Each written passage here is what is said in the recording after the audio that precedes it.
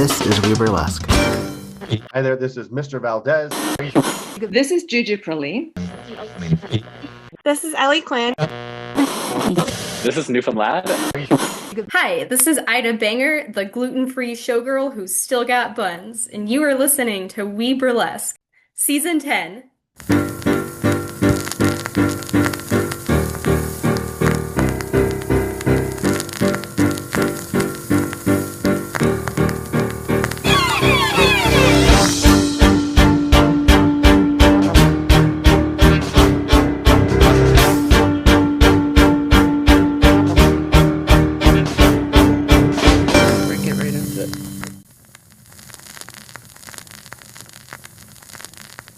Hi, this is Victor Devon, and I was just at the Ohio Burlesque Festival, and I spoke to a couple of people there. I thought you would enjoy getting to know them on a very quick, rapid-fire basis.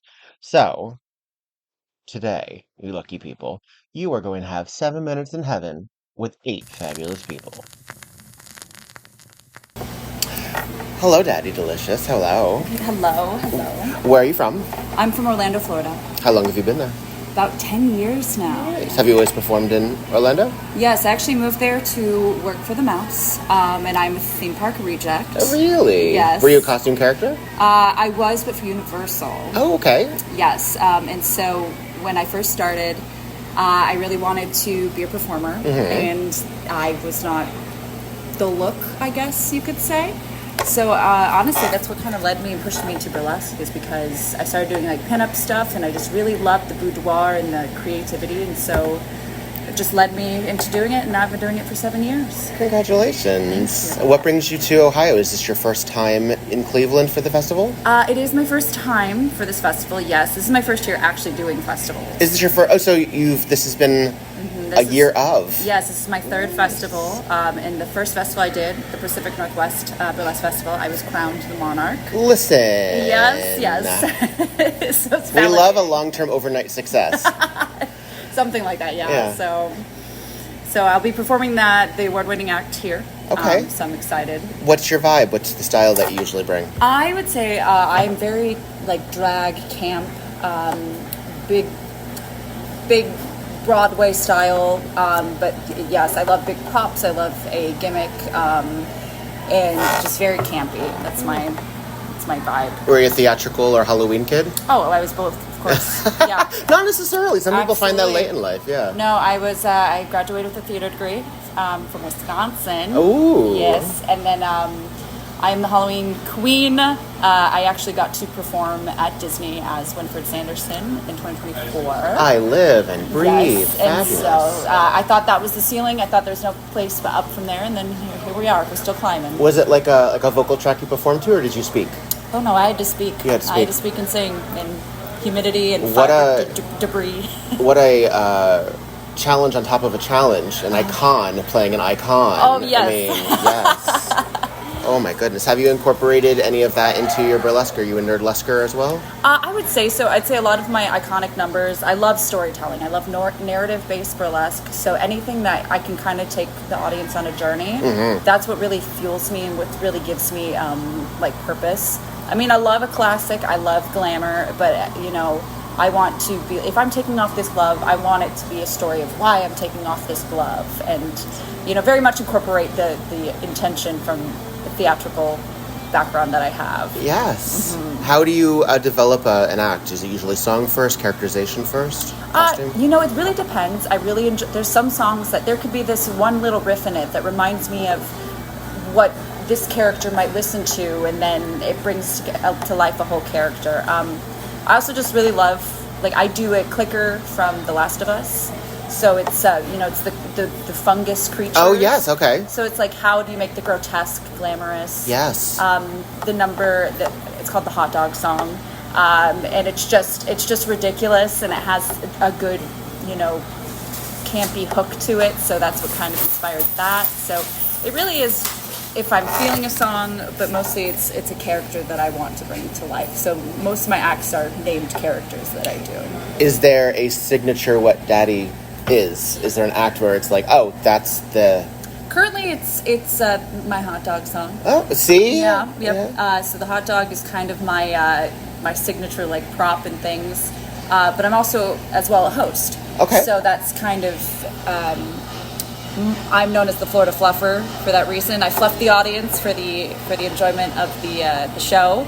But I used to be a spooky queen. Everything I did was super serious and incantations and all this stuff. But now I also say if something doesn't go wrong on stage, I didn't show up. Oh, I see. Well, we're at a time where the present day and what we see in the world is so dark and scary and traumatizing. And I think that one reason that horror, not that it ever needed a resurgence, but has dipped over time, and we have variants on the theme. We had vampires for a while, now we're apocalyptic, we're now back into the classic. Yes. We're reinterpreting a lot of the classics. Yes. How do you feel about taking on these iconic roles and presenting them for an audience? What responsibility do you think you might have? Well, I think that a lot of performers, an original idea is hard, and we're all borrowing from each other, and so it's not to say that, if someone does this iconic character, I can't do it, because you might have a different take You should have a different take, and a different message, and so I think the audience loves something that's recognizable because they can relate to it, and they also are then like, okay, if I can project my story onto it, what journey is the performer going to take me on? Yeah. That if you have these iconic things that you can remember, that you can elevate that story even further without having to like hand feed the audience, explaining to them who this character is.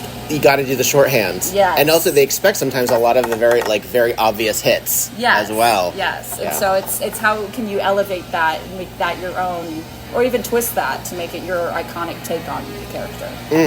So since you have been doing this as long as you have, and the ceiling is broken, you still have places to go in this Wonkavator. Yeah. What other things might be on your list of things to accomplish? Well, I am definitely trying to do more festivals. Great. Just really do international perchance. I would love to do Teaser. I'd love to do BHOF, and just really keep inspiring. I think creating community is the most beautiful thing about burlesque, and if I can take my surname Devicious and make a house from it, and now bring up baby burlesquers, and I have some. You look forward to parenthood?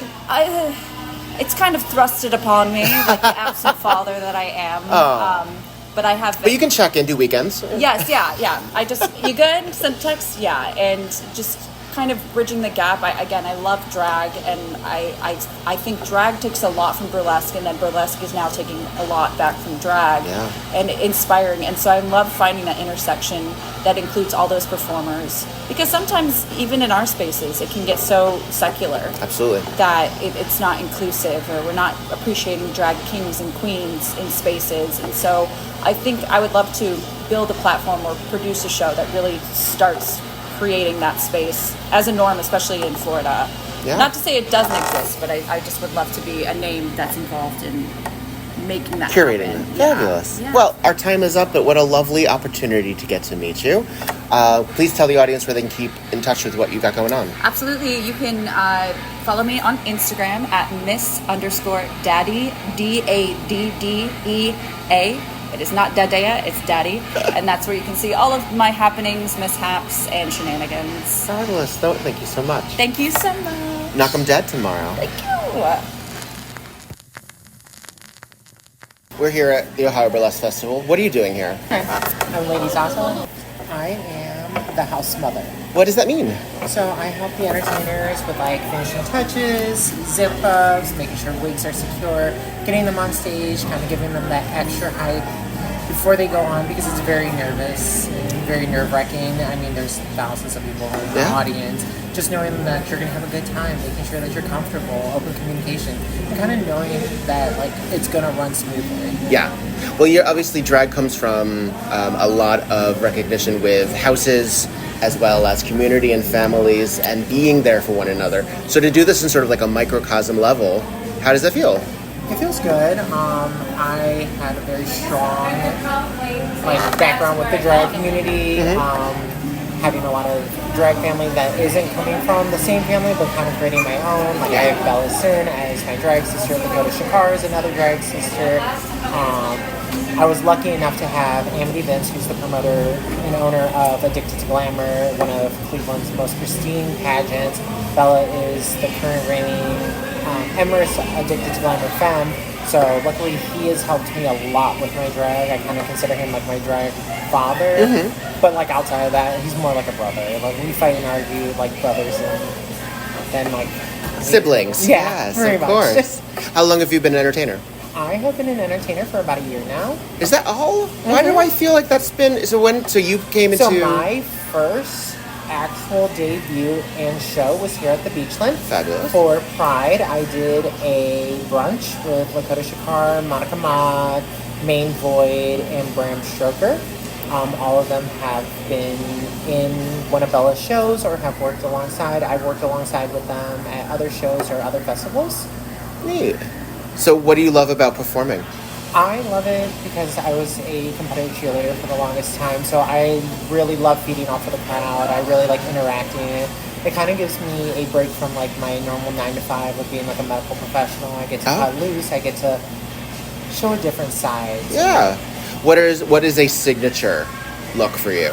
A signature look is very old school glam, like the clown white. I focus a lot of my makeup on like the older girls. So like if you look at Luscious Massacre. Oh yes.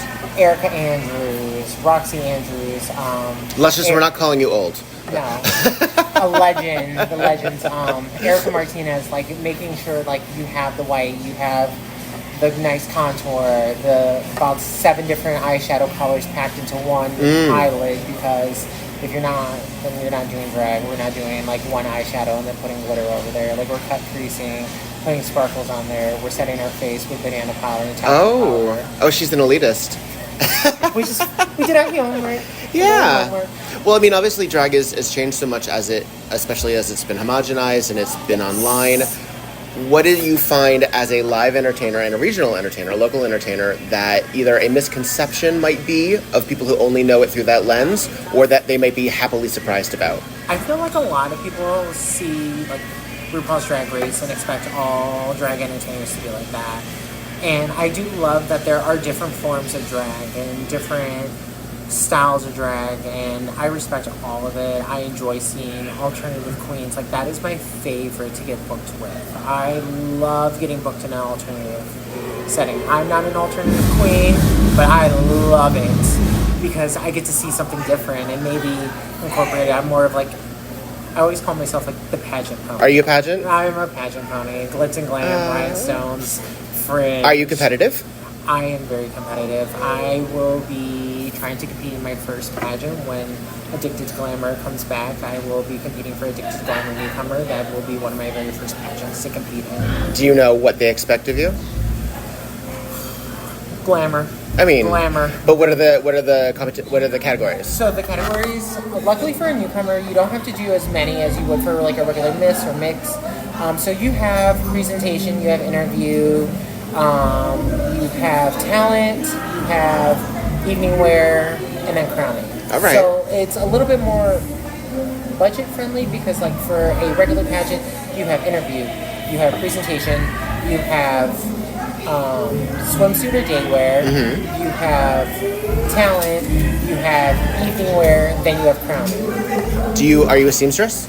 I am not. You're not. So you'll be acquiring these things. I support small business. This is right, and that's the thing. Very much what's your Venmo? Yes. Hey girl, I see that you make some sickening things. There What's are the some cash folks. app? There are some folks who look not necessarily down upon, but look sideways at some queens who don't necessarily construct from the ground up. But I'm very quick to be like, I didn't make this, but if you go here, this person makes it. That's sickening. I do have a seamstress out in Chicago. It's somebody that I met on Facebook on like one of those drag swap pages. They make different bodysuits and like swimsuits and like dance wear costumes. Very affordable, but so nice. Well, as So Jiggly Caliente sweet. said, Beyonce don't be sewing her costumes. Exactly. As we wrap up, because we are almost finished, tell me, what do you think you've learned most about yourself from playing somebody else, essentially? That if I definitely put my mind to it, I can achieve it. Like, What do you think is the light in your eyes? What step puts it all together for you? The music. The music? Once Okay. the music hits, it's like a whole different person. Now, you talk a little off the record about some of your genre favorites. What do you enjoy performing to most? I love performing to like more sexual, slow, like type of music. Like, Are you also doing Sade like everybody else? No. I'm not yet. That hasn't been put into The rotation. The rotation yet. What do you listen to get inspired? I listen to anything from country to hip hop to rap, all the way to heavy metal. Right. It's just kind of like whatever vibes. That's my favorite thing. Like doing my makeup is just putting on a random playlist. Do you have a signature face that you've established? Yes. Okay. I do like a red and purple lip with like the clown white in between. All right. A nice wet lip. It's very, very much that. I do the nice little eyeliner on the nose to pinch the nose, and then I do a nice little beauty mole. One of my very best friends, Valerie Valentino, she taught me how to do that. Erica Martinez does the mole, so I definitely take different parts of people that I have entered in my life and kind of mix like what they've done with their makeup and try to incorporate it into my face. Fantastic. Well, we've reached our end.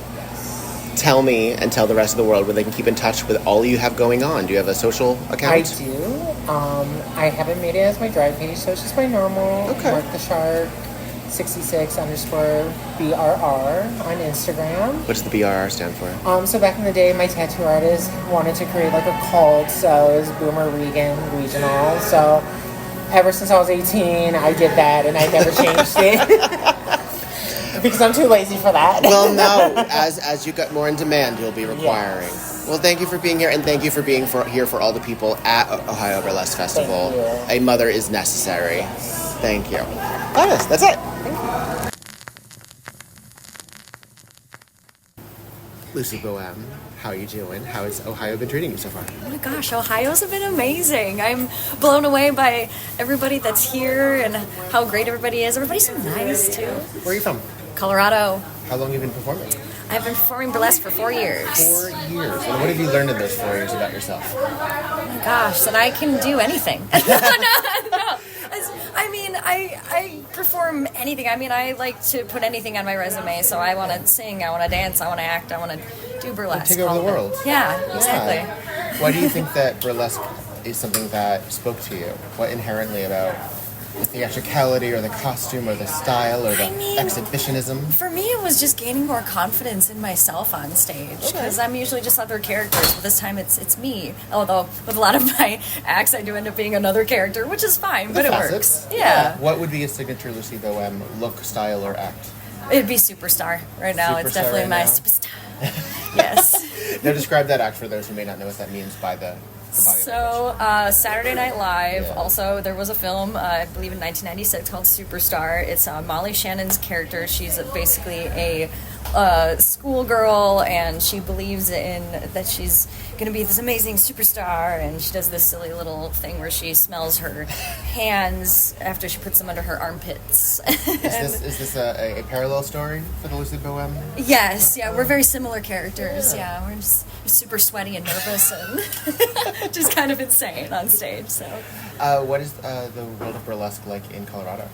it is huge. There's so much burlesque in Colorado. I've performed in the Springs, I've performed in Denver, and then there's so many more outside of that. It's so exciting. Oh yeah, Fort Collins, I was up there too. Oh! So I just kind of been everywhere. It's everywhere. It's great. What have you accomplished this year so far? So my biggest accomplishment was the beginning of the year. I won Weird Less in Oklahoma City, and then after that, so I just got into the New York City Burlesque Festival in October, and I'll be performing Superstar Saturday night. We love a hit single. Yes. Yes. So it's very on brand. It's. How long did it take you to get that hit single? Was that an early act for you, or? It was, yeah. I think at least a year in. They had a Saturday Night Live show in Colorado Springs, and I put this act together for it, and I've been doing it for a couple years ever since. You just sort of figured it would be a one-shot? Yeah, but no, I kept doing it and kept putting it into festivals. It's been in I don't know how many festivals now. I think she's sort of a patron saint of the neurodivergent, awkward individual, perhaps? Yes. That's What do why I you love feel? her so much. Yes. It is me completely unmasking on stage and just going ballistic. It's What other types of performances have you done?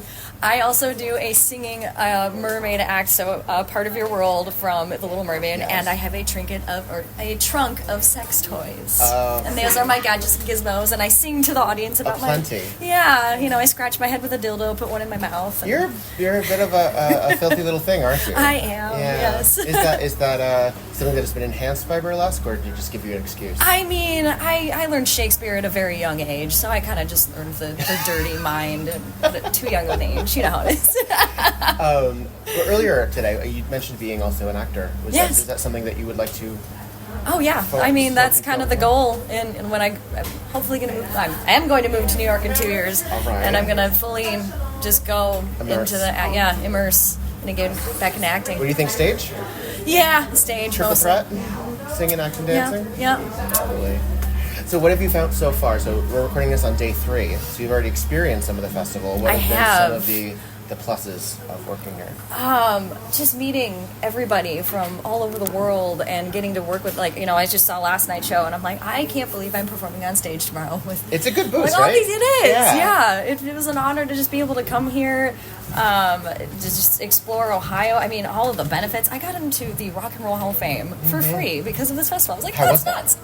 Insane. I had very many emotional experiences. It was great. It was really cool. I might even go back tomorrow because it was really neat. I love music. Music is a huge part of my life. So. Of course. Well, who when you were growing up were some of the posters on your wall? On my wall, it was definitely like NSYNC and Backstreet Boys. Well, you know, but you're of a certain the age. Beatles now are my boys. They're actually on my wall currently. It's like the Beatles. The parallels between them is It is, I believe so. Yes, it's a boy band. Just different decade. So what, beyond the performance that you've done with Superstar and the sex toys, obviously. Yeah, and Mermaid. Yes. What are some of your favorite components of putting together an act? What's satisfying to you? I can sit for like 8 hours at a time in Rhinestone. I just love it. I'll Is it watch. zen? Yeah, I'll just watch like a good show or something I've watched like 1,000 times and just get after it. I have a cheese head. I'm working on a cheese act, and that thing is like I've got probably 5,000 rhinestones on that thing already. So it's fun. I like making the costumes and putting the music together, and You're fully formed. You enjoy creating from the ground up. Basically. I usually make most of my stuff, and hopefully. Do you make for others? What's that? Do you make for others? I haven't yet, but I do help my husband make I do put his rhinestones on his costumes, and he's helped me make pasties and all that kind of stuff. So you're involved with another entertainer? Yes, his name is Tad Flaccid, yes. It's not hard. Oh, I see. What is it like cohabitating with another entertainer? Oh man, it can be stressful at times, especially when we're both doing a show at the same time. He's got his stuff I gotta do, and I've got my stuff, and then, can you help me with this? Yes, but I've got my stuff too, so it can be kind of insane if we're both doing it at the same time, but it's great to support each other. I feel there's sort of shorthand too. Yeah. You already know what the other's doing. Yeah, we're definitely there to support each other. We just did a competition together. We did great, so it was Did you it was want to fun. beat the other? Well, it wasn't a direct competition. I did win my category, but he did not win his category. So you get to be like the Kim Basinger to Alec Baldwin. Well, we run out of time, but tell the folks at home how they keep in touch with all you going on. I am on Instagram, Facebook. You can find me at Lucy Bohem, pretty much on anything. Think anything exciting coming up? New York Burlesque Festival, Burlesque October. Festival. All right. Ready? All right, go pack. Yeah. Damn right. How are you, Lady Hi. I'm great. Oh, I'm my great. goodness. I'm warmed up. Reunited. Yes. So happy to see you. Oh, I'm so happy to see you as well. I knew you in the before times in New York City. Yes. What's it like now? Okay. I haven't been performing a lot. I took a step back a couple years ago, and so I'm only aware of the shows that I'm doing. Sure. But there are still some of the standard, I guess standard. Well, there's Slipper Room, there's still Dwayne Park. There's Betty.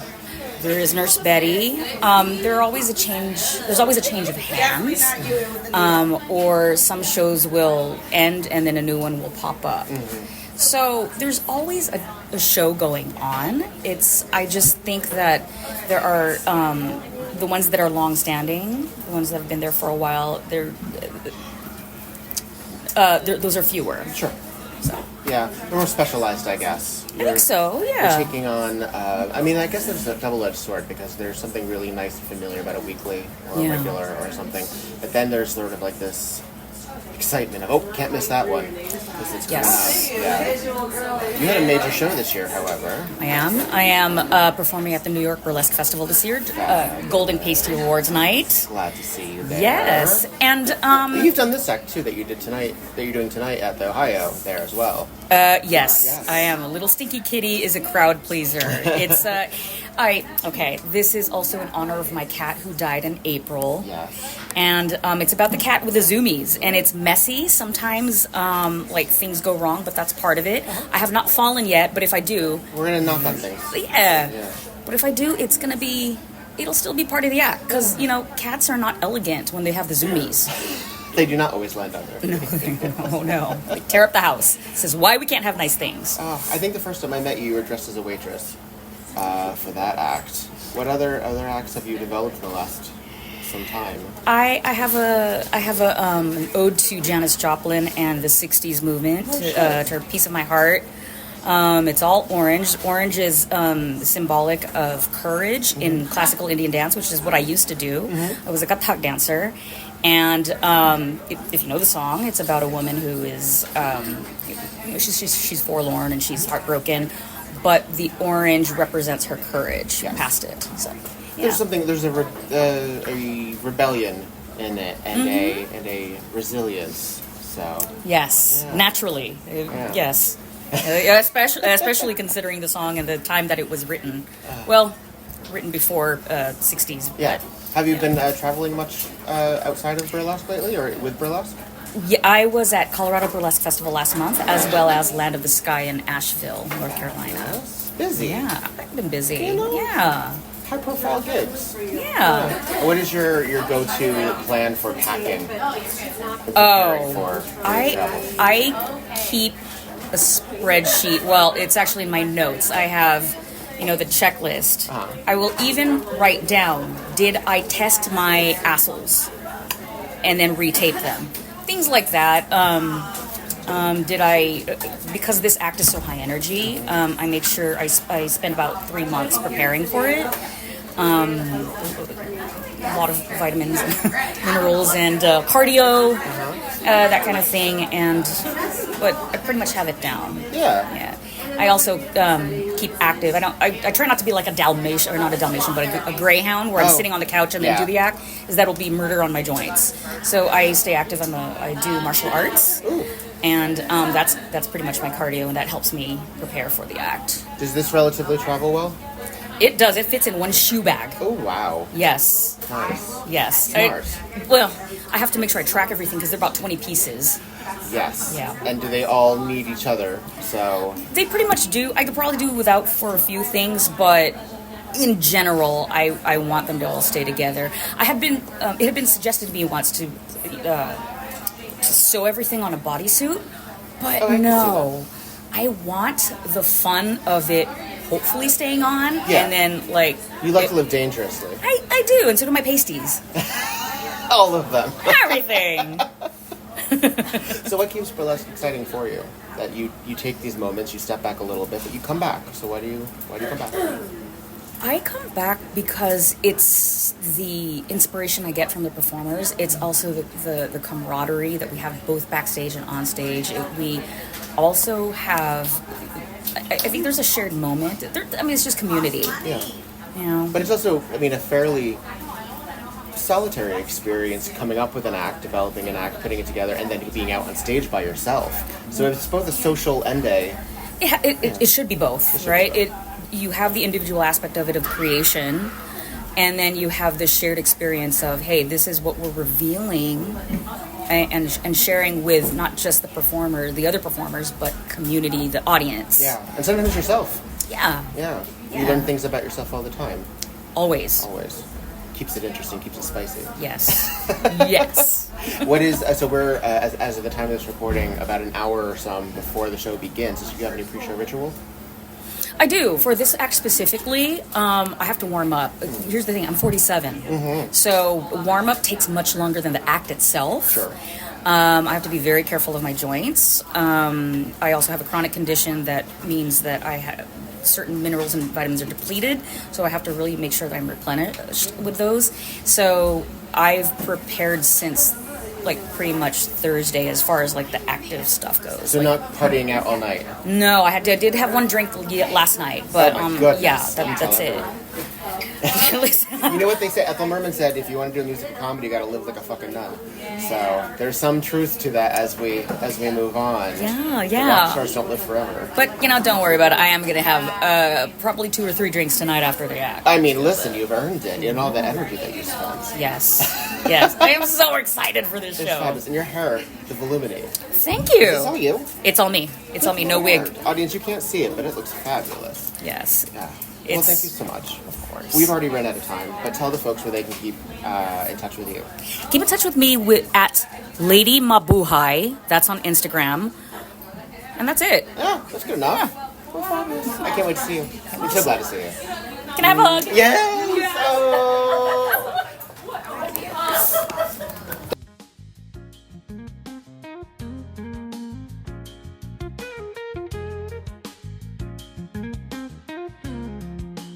Hi, this is Victor Devon, and you're listening to We Burlesque, the podcast, and I love you for it. I gotta tell you, this is still one of my very favorite things to do. I'm very happy, very proud, very honored that people download this and listen to me and a bunch of folks talk about why we love what we do. It's really great. It really, really is. And I want to give a special love to the patrons on patreon.com. Give it up for Melody, Devin, JaCourtney, Clara, Dottie, Charlotte, Luna, Goosey, Roxy, Faye, Tiffany, Jimmy, Curly Bright, Oliver, Sebastian, Alex, Bo, and Stormageddon. I had to take a breath there, people. It's really lovely. It really is really, really, really lovely. I think it's so difficult to dedicate time and make shit happen, but I'm working on it. I'm trying. Goodness gracious. Please know that you mean the world to me. And if you would like to support me in any other way that is not money, please follow, like, subscribe, share, comment, do those things, and I won't charge you for it. It'll get me further out there, and more importantly, it'll get these people that I bring onto this show further out there as well. So, mwah, be well, darlings.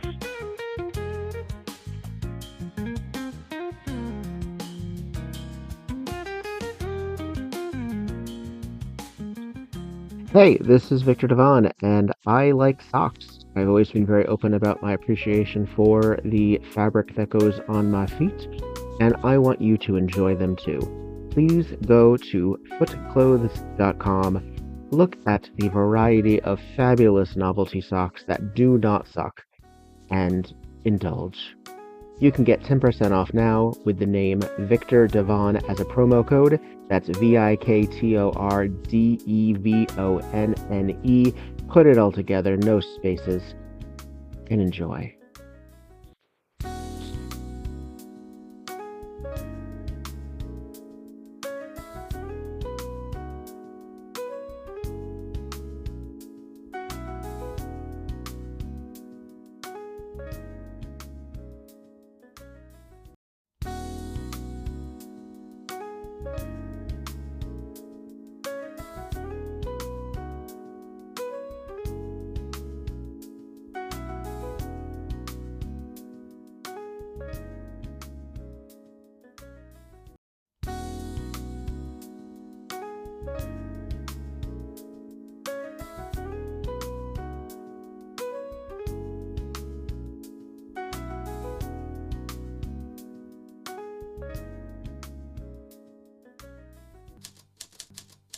I'm Victor Devon.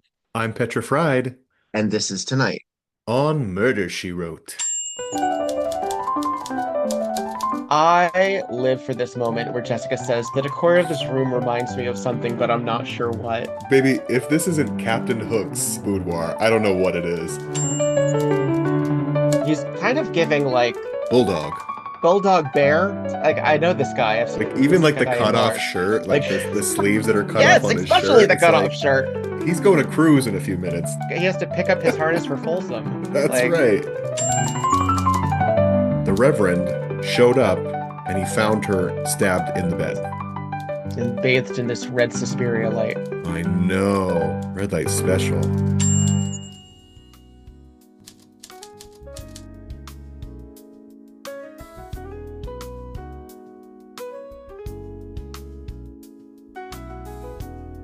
Copycat. Here you are. I'm so excited to talk to you. Yeah. When last did we meet? Was it here? It was here, here. yeah, in 2023. It's the first time I did Ohio. That's where we met, and yeah. Where does the name come from?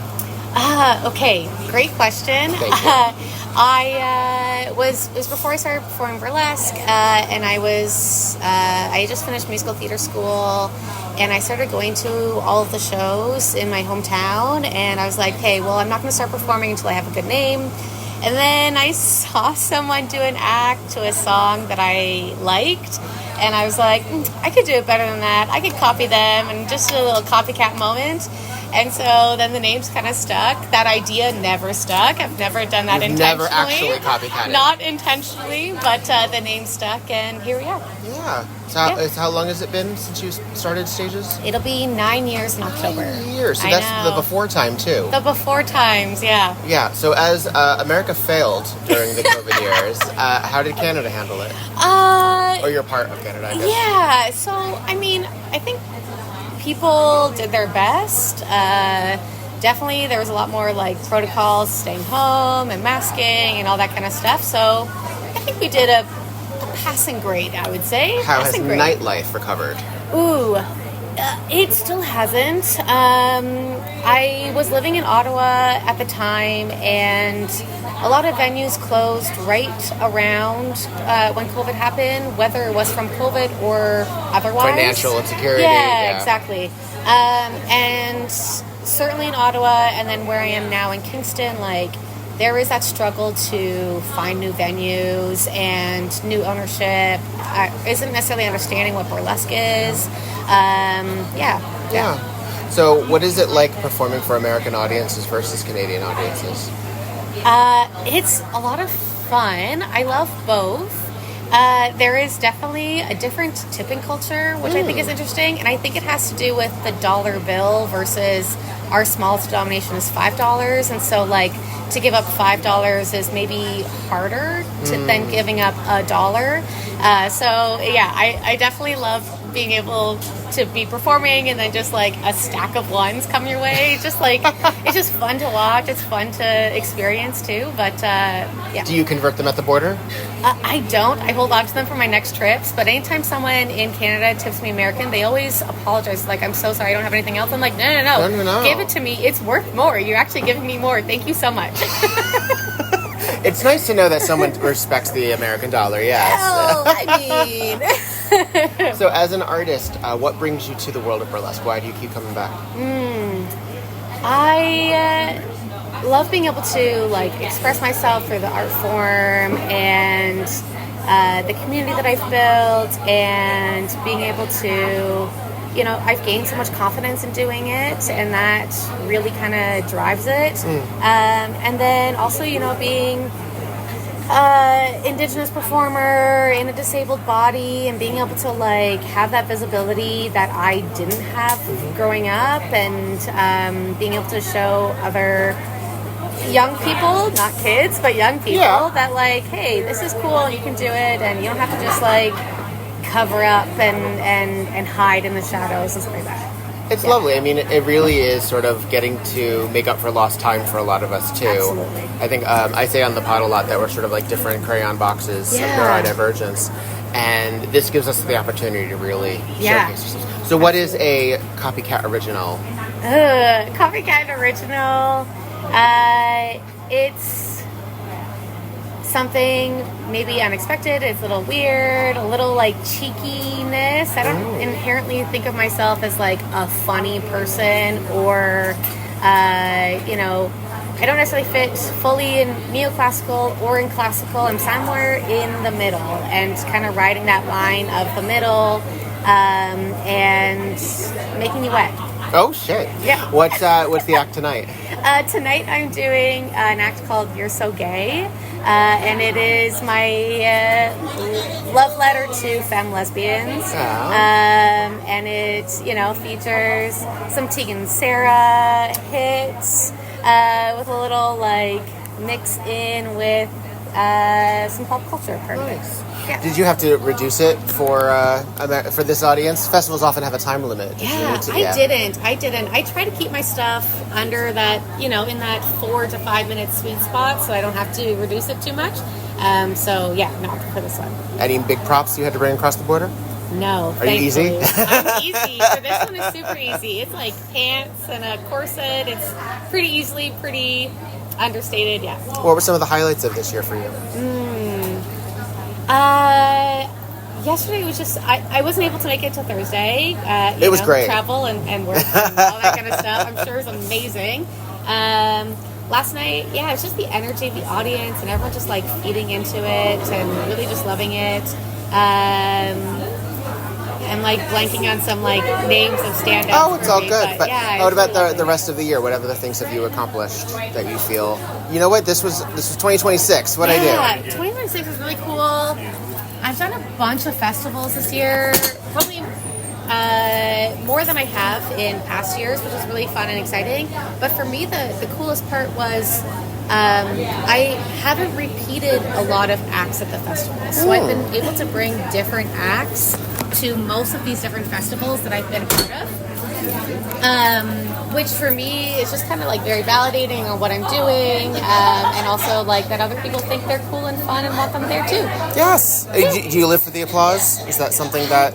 I do. I really like it. Yeah. Theater background, of course. I really like it. But We've reached the end of our time. Love to talk with you more. Yeah. But anytime. In the interim, can you tell the folks at home how they can keep in touch with all the things that you do? Absolutely. So you can find me on Instagram at It's Copycat, so ITSKOPYCAT. I got a lot of fun things planned that maybe have a PhD involved in them. What? Maybe a festival. Oh, they're educated. We'll see. They're educated. Ooh. All right. Well, thank you so much. Thank you. And I'm glad to see you here again. Yeah, you too. HBIC. Now, in fact, is it in the head bitch in control? It sure is. How long have you realized you had that control? Since December 14th, a year that will be undisclosed. So you were out the womb, basically. Out the womb. Where are you from? Fort Wayne, Indiana. What is it like there? It's home. It's home? It's flat. Not Flat. a lot to do. Understood. So, as an entertainer, what is the burlesque world there? I feel have a really great opportunity right now to grow and kind of inform and educate our community on what burlesque is. Excellent. What do you think burlesque is?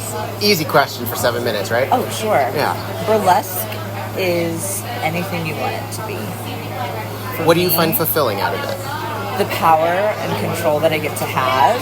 I'm healing past religious trauma by letting the world see how incredible my body is and how incredible I am. So for me, it's just empowering. I love it. Yeah. This is your first time in Cleveland? Yes. Yes. Yes. How has it been so far?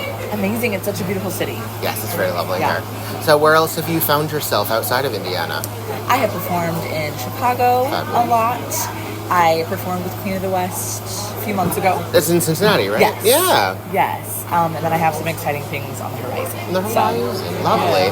So where did you first hear burlesque and say, I can do that, let's do that? This is controversial, Oh, but dear. Burlesque the movie. That's okay. Listen, no, this is a safe spot. This is a safe place.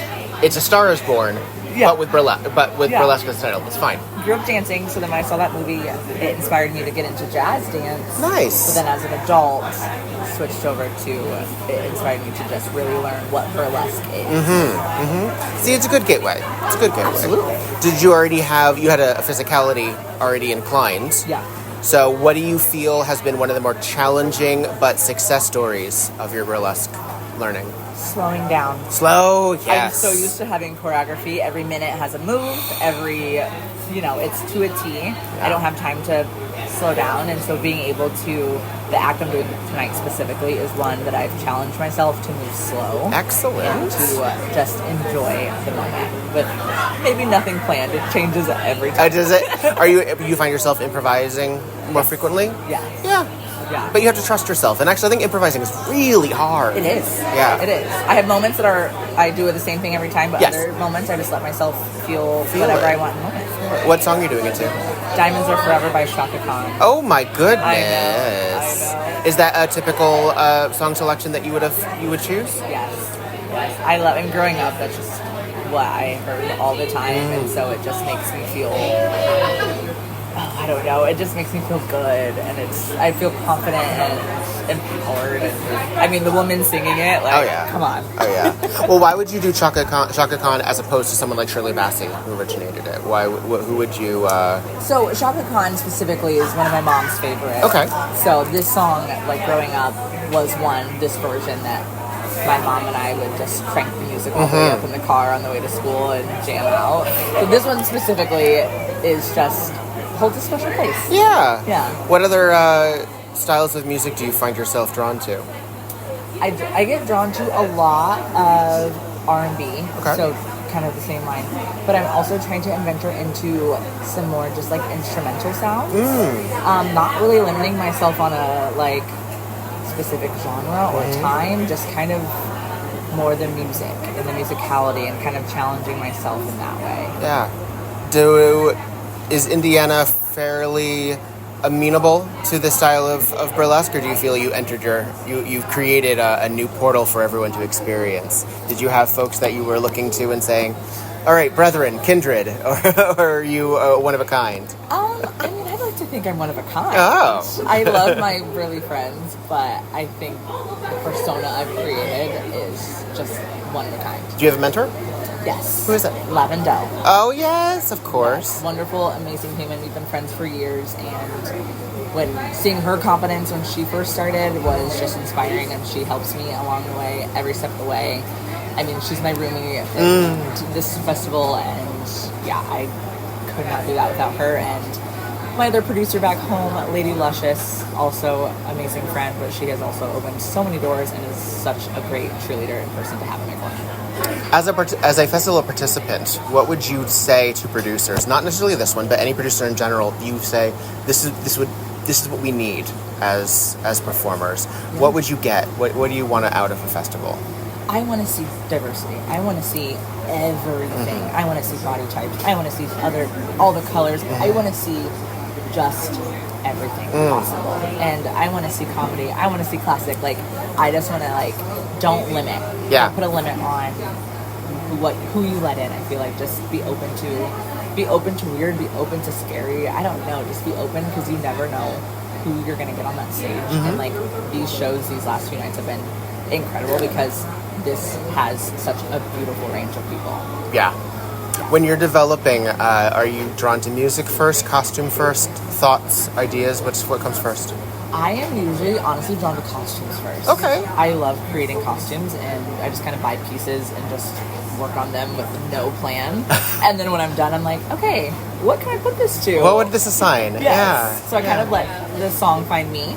Okay. And the costume is kind of sometimes what just spearheads the whole thing. Do you have a couple of things in the closet that are waiting to be given homes? I have more than a couple of things. I have a problem. I mean, some people find costume creation very zen, very soothing, Yes. as well as, and that's when sometimes when people are like, I don't want to commodify this, I don't want to do it for other people, I need it to be for me. Yeah. Would you say that you are someone who does it mostly for yourself, or would you also want to step in that direction for other burlesquers? I feel like I'd like to just do it for myself. I think taking the pressure off of it being perfect or being, I might like it, but somebody else might not. Like, taking that pressure away, I just like to wear whatever feels good on my body, what colors. Do you have a favorite fabric? Satin. Yeah. I love a good satin. What's the color scheme tonight? It's white diamond. Oh shit. White's white. Yeah.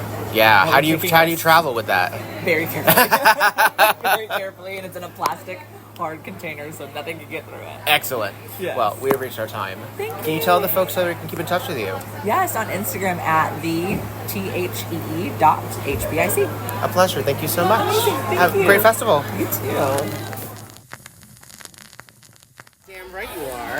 LSD. Hi. So, where did you get such a nom de plume? Well, I found it on TikTok. Youth of America people. I started out doing drag originally, and I saw someone who was posting about creative drag names, and I write erotica under my human name, L. And so when I saw that, because I also have a psychology background, I was like, LSD, that's perfect. Mind-altering muse, amazing. So how different do you transfer from the written word to the physical? honestly, I write a lot of poetry and I write a lot of erotica that is based upon real life experiences, and my performances are kind of that now. I feel like my performances are my poetry. They are my erotica. That's so gorgeous. So what did you learn about your physicality doing burlesque that maybe you didn't know going in? Yeah, I was a very uncoordinated person, and I don't come from like a theater background or a dance background, and so through doing burlesque, I really learned how to harness and control my energy and my movements, and that goes beyond stillness. That goes to the way that you look at an audience. That goes to the way that you shift your fingers and what kind of attention you're trying to grab with that. Yeah. Are you a provocateur, a femme fatale? Yeah, well, you know, LSD is a dominatrix. Oh. You do live a lot of lives. I do. And I really like to harness that aspect, but in the sense of being a very masculine presenting person at times, and switching that and playing with masculine and femininity and how they can coexist at the same time, and be kind of menacing, yes, but also white if I want it to be. So, well, as a drag performer, did you go more queen, king, or thing? Thing. Thing. Yes, I was very MX. Well, then, were you more like a mythical creature, or were you just androgynous? No, I was just androgynous. And even now, as LSD, I've done a lot of transition work from mask to femme, but I would like to kind of do an androgynous act or a drag king leaning act where maybe I have my hair down, but I'm wearing binding tape, or something similar to make people question their sexuality, my gender orientation. Have you learned about your own gender orientation through creative? Yes, I have. I am a very hyper feminine person in my human life, but LSD is 100% a non-binary person. And being able to explore what that means and also tie that into my own queer identity outside of burlesque has been really empowering, especially like growing up in a very religious environment. Sure. Is it interesting navigating as a black femme where the masculinization of black femme is so weaponized, particularly? Here you are reclaiming, improving and endorsing, and what is it like? Yeah, I honestly find a lot of power in it, right? I think that the audience is asking you to kind of take control of them and to tell them what to do and what to feel. And as a black femme, I was never given that permission. In fact, black women historically have had to try to be over feminine to present as soft and not to be stereotyped as the angry black woman. And so being able to kind of shift that has given me a lot of, it's changed the way that I move in everyday life. It's given me assertion that I didn't know I was allowed to have. And it's improved my self-confidence and self-worth. And it's helped me harness empowerment in my blackness. Oh, what did you bring to Ohio this weekend? I brought my Desire act. It was the first act I ever did. Starts out slightly more mask presenting, and it's this idea of presenting the masculine version of Desire. It's to Desire by Meg Myers, and so it's very predatory. It's hungry because I feel like masculine desire is. And then it shifts into Goddess by Daria Burns, and that's more so displaying the feminine of desire, which is being the object of one's desire, the divine feminine. And so I really like to harness that energy. I have silk fans, and I use that as a vehicle to show the change in the desire. So yeah. Exactly. Where are you based out of? Indianapolis. Indianapolis. What is burlesque like in Indianapolis? Burlesque is very consistent. That's the first word that comes to mind. We have a venue that produces most of our shows. It's called White Rabbit Cabaret. It is owned by a dancer and burlesque performer who wanted to keep dancers and performers who are trained in Indianapolis and provide them a space to showcase their work. And they really make sure there's a lot of mentorship. There are different variety shows, and then we have a school called Circle City School of Burlesque that does act development courses. They bring in guest instructors, and they even do things for people who don't necessarily want to do burlesque on a stage, but want to dabble in it for their own personal gain. Yeah. Well, there's a certain healing aspect There as is. well, and wellness. Yes. That a lot of folks have harnessed. And frankly, that I've noticed that a lot of black icons in our community have harnessed and have noticed, this deserves an element of creation. Yes. I just want to take a load of it. So when you are developing, what usually comes first for you, song or style? So I would say it is usually the concept. The song is the hardest part for me. So yeah, it takes me a very long time to find a song that resonates, but I have an idea in mind.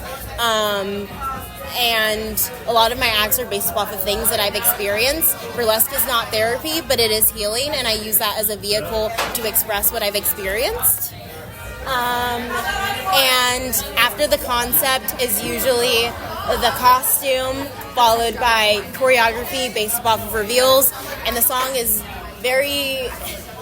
I spend hours and hours and days and weeks trying to find songs. I grew up with a very limited exposure to music. I was listening to like 90s and 80s R&B, and so burlesque has really forced me to expand my palette, which is great, but it also makes it really hard to find a song because I can't just automatically think of a sound or an artist. I have to really search. Yeah. We have reached our time, but it is a delight to get to know you. I'm so glad to meet you this weekend. So am I. And I would love to expand upon this. So tell the folks and me the ways that we can keep in touch with all that you do. Yes, I am on Instagram at l.sd. Same thing with Facebook. And those are the two ways. I mean, you could also come to a show. Yes, of course. I gotta get my way there. Yes. Well, thank you so much. Thank you.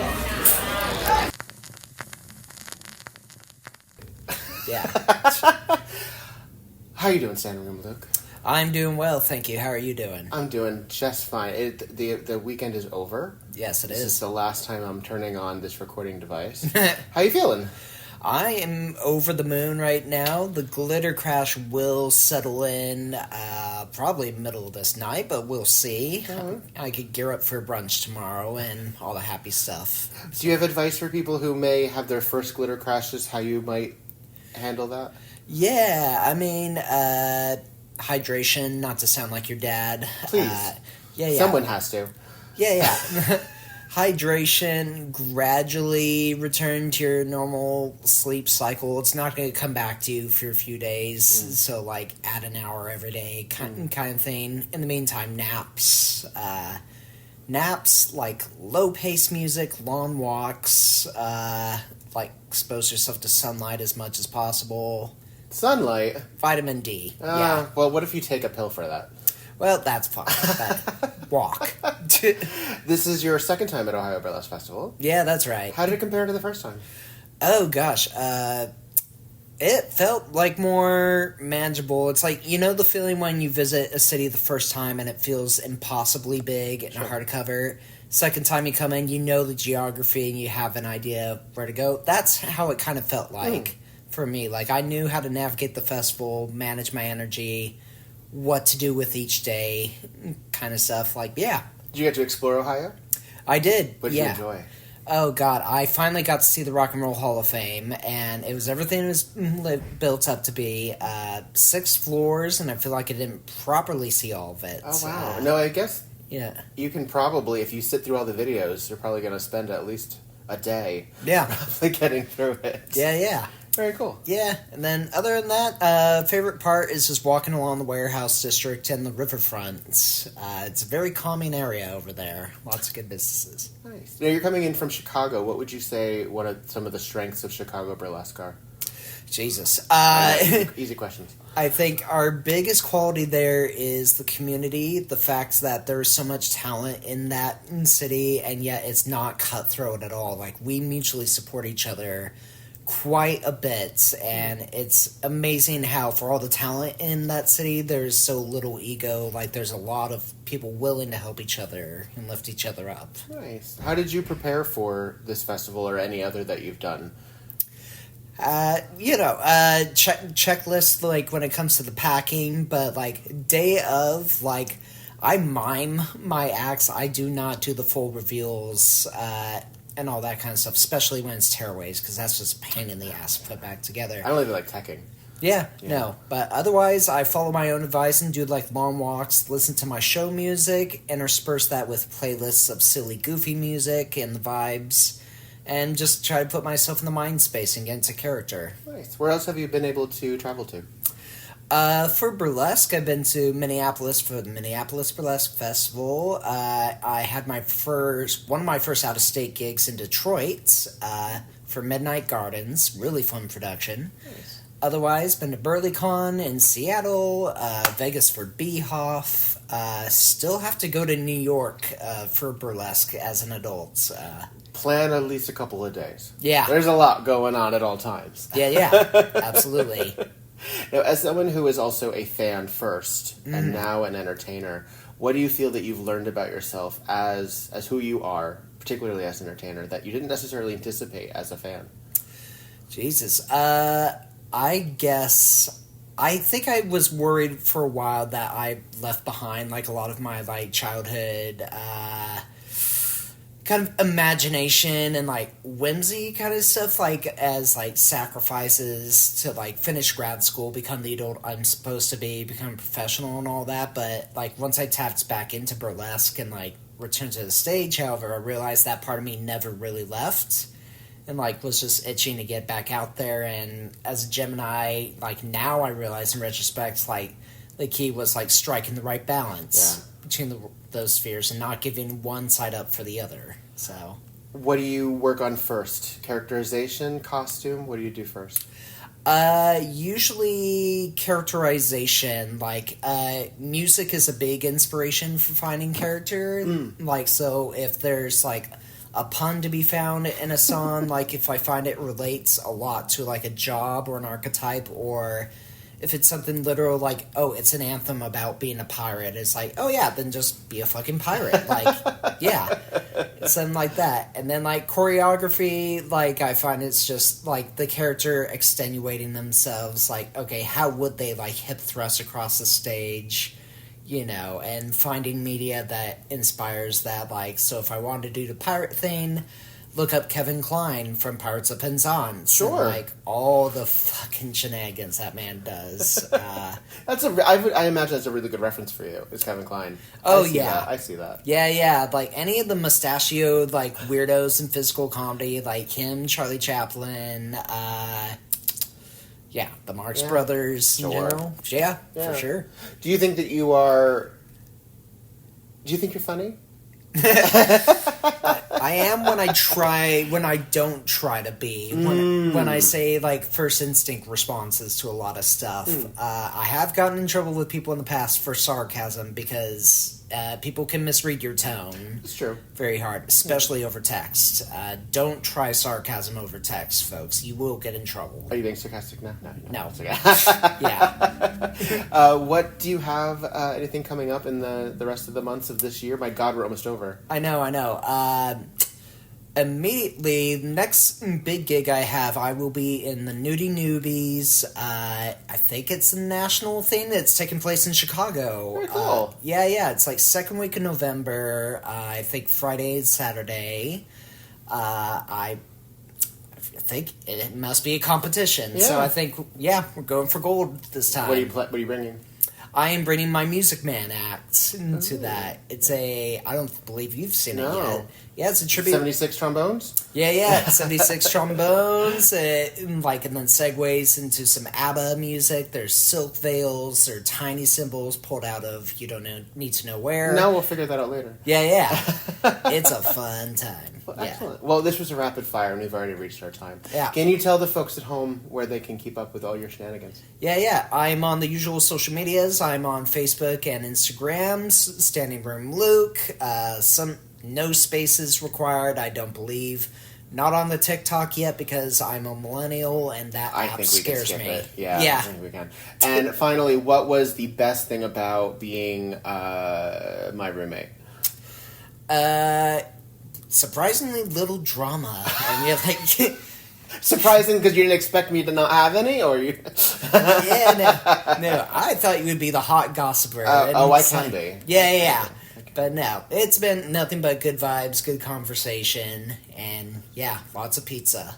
That's true. Well, it's been a pleasure. Thank you, Senator. Likewise, thank you.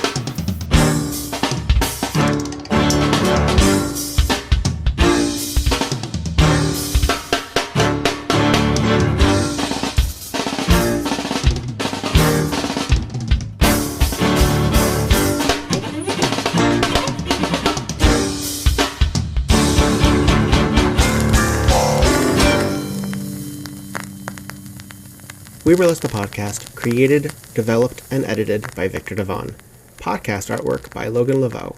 We Burlesque the podcast cover art photography by Atticus Stevenson. Theme song, On a 45 by This Way to the Egress, used with permission. All incidental music via Pixabay under the expectation of fair use. Please visit WeBurlesquePodcast.com for notes on this and every other episode. Follow We Burlesque and Victor Devon on just about every platform, and support the podcast via patreon.com/We Burlesque. Don't got the cash? Please follow, subscribe, and give 5 stars on every platform you can get your hands on. It really does help. All original material is owned by Victor Devon and White Elephant Burlesque Corporation. All other materials property of their respective copyright. No infringement, while likely, is intended. This episode, and all episodes thereafter, are in memory of Lucky Charming. Miss you, friend.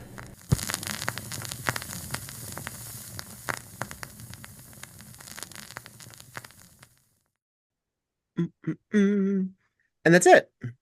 Woohoo!